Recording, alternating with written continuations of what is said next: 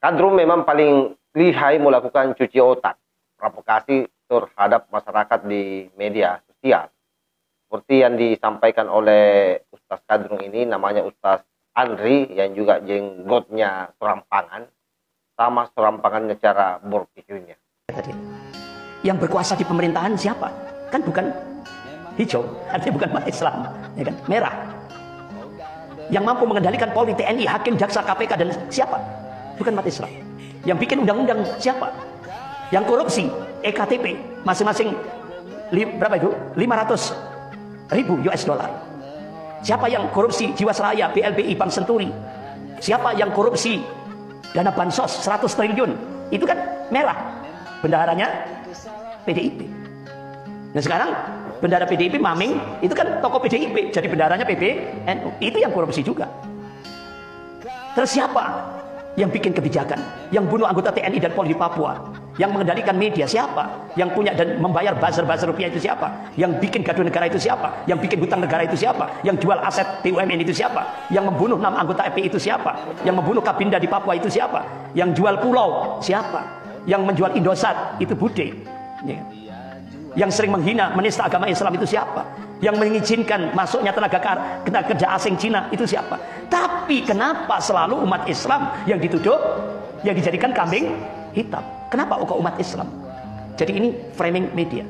Sehingga akhirnya sekarang Pak, ini sampai ada sebuah ungkapan, di negara yang normal, yang beradab, itu penjara itu diperuntukkan kriminal.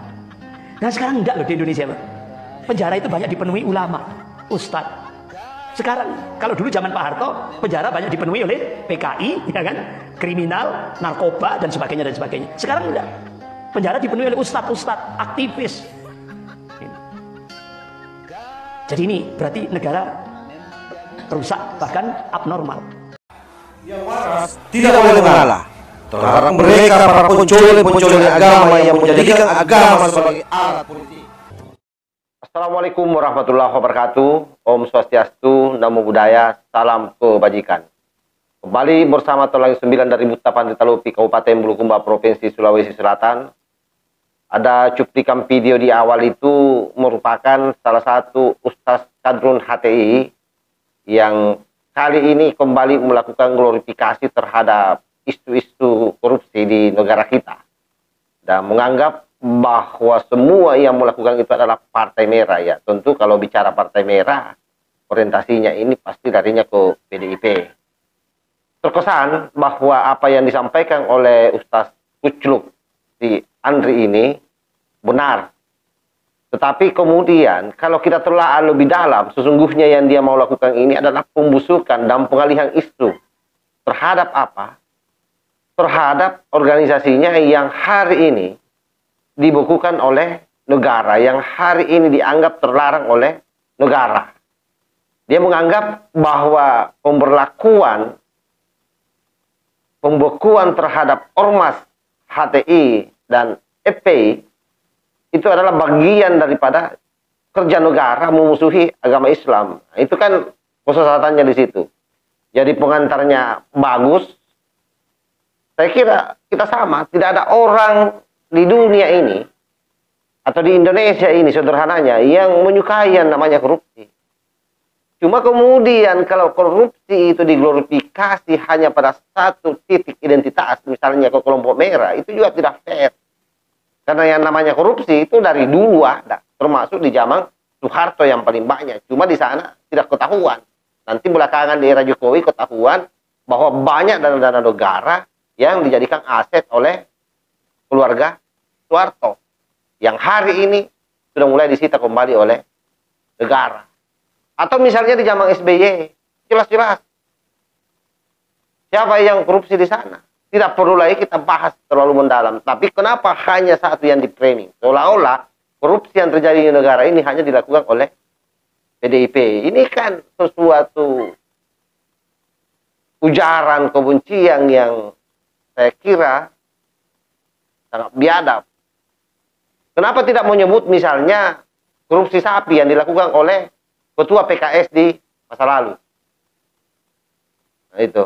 Jadi kan kelihatan kebenciannya orang ini terhadap salah satu partai yang ada di Indonesia, yang saya kira yang namanya partai PDIP ini, sekalipun saya bukan orang PDIP, adalah salah satu ikon partai nasionalis yang merupakan basis ideologi Pak Soekarno. Nah, itu yang kemudian dia glorifikasi terus-menerus. Lalu di ujung mengatakan bahwa mereka-mereka ini yang kemudian mengkambing hitamkan agama Islam katanya. Dianggap agama Islam ini perusuh. Tidak ada yang menganggap agama Islam perusuh di Indonesia. Justru agama Islam di Indonesia ini adalah agama yang menyokong berdirinya bangsa ini sampai hari ini. Populasi pejabat saja di negara kita berapa yang orang Islam? Mayoritas. Kenapa mayoritas? Ya karena kita mayoritas di Indonesia orang yang beragama Islam. Tetapi bahwa kemudian ormas HTI yang selalu merepresentasikan dirinya sebagai ormas yang berbasis Islam, boleh jadi memang agamanya Islam. Tetapi gerakan-gerakan politiknya adalah gerakan yang menghancurkan bangsa kita. Oleh karena itu saya kira jelas, bagi kaum Nahdien, apa yang pernah dititahkan oleh Kiai Hasyim Asy'ari, bahwa siapapun yang menjajah negara kita dalam tanda petik, maka harus dilawan. Dan itu saya kira fardu ain untuk melawan mereka. Cinta tanah air adalah sebagian daripada iman. Jadi di sana kita tidak bicara agama. Tidak ada agama yang merusak. Yang ada adalah orang-orang yang menunggangi agama untuk kepentingan politiknya. Dan ini sudah siang malam kita bahas. Siapa di antara mereka yang melakukan itu? Dan itu adalah kelompoknya Ustaz Andri ini dan kawan-kawan. Saya kira clear di situ. Jadi jangan kemudian sahabat-sahabat di luar sana itu terprovokasi dengan bahasa-bahasa ustaz-ustaz kucul seperti ini. Yang notabene-nya punya agenda dan punya maksud dan tujuan untuk bagaimana mendegradasi Pancasila, bagaimana mengobok-ngobok kebinekaan kita. Karena kalau itu terjadi, maka itu bukan lagi Indonesia namanya. Tapi boleh jadi akan menjadi negara yang porak-poranda seperti yang ada di Timur Tengah sana.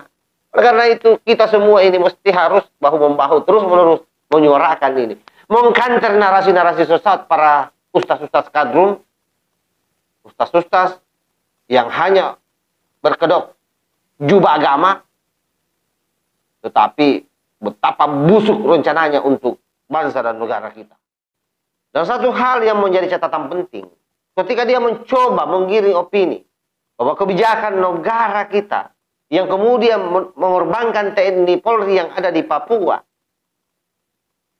menyenggol penembakan yang dilakukan oleh pihak kepolisian terhadap pelaku makar di KM 50 itu.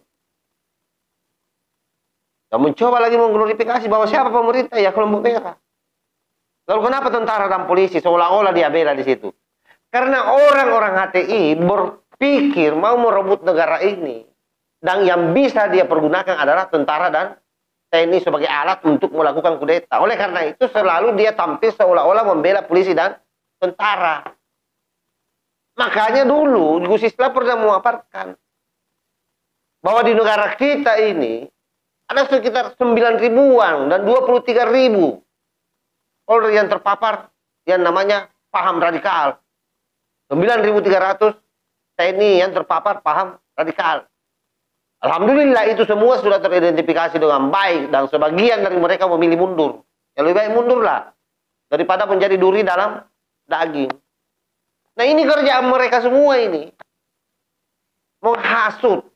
Seolah-olah menempatkan tentara dan polisi di negara ini sebagai korban dari kebijakan pemerintah. Itu yang terjadi dan diglorifikasi terus-menerus. Berbahayanya kalau alat negara yang kemudian terpengaruh oleh para pemikir, yang kemudian terpengaruh oleh pemikiran para kadrun-kadrun biadab itu. Kenapa berbahaya? Karena mereka menggunakan senjata. Bisa memang melakukan apa yang diiming-imingkan oleh mereka, yaitu kudeta. Lalu setelah terjadi kudeta, maka mereka mengambil alih kekuasaan. Siapa itu? Ormas-ormas terlarang yang sudah dibekukan oleh negara. Jadi sangat menjadi wajar kalau mereka semua ini selalu membangun narasi negatif terhadap pemerintah kita karena di tangan Pak Jokowi lah ormas terlarang ini dibukukan. Mudah-mudahan sahabat-sahabat memahami semua. Wallahul muwaffiq ila aqwamit thariq. Wassalamualaikum warahmatullahi wabarakatuh. NKRI harga mati, Nusantara milik kita.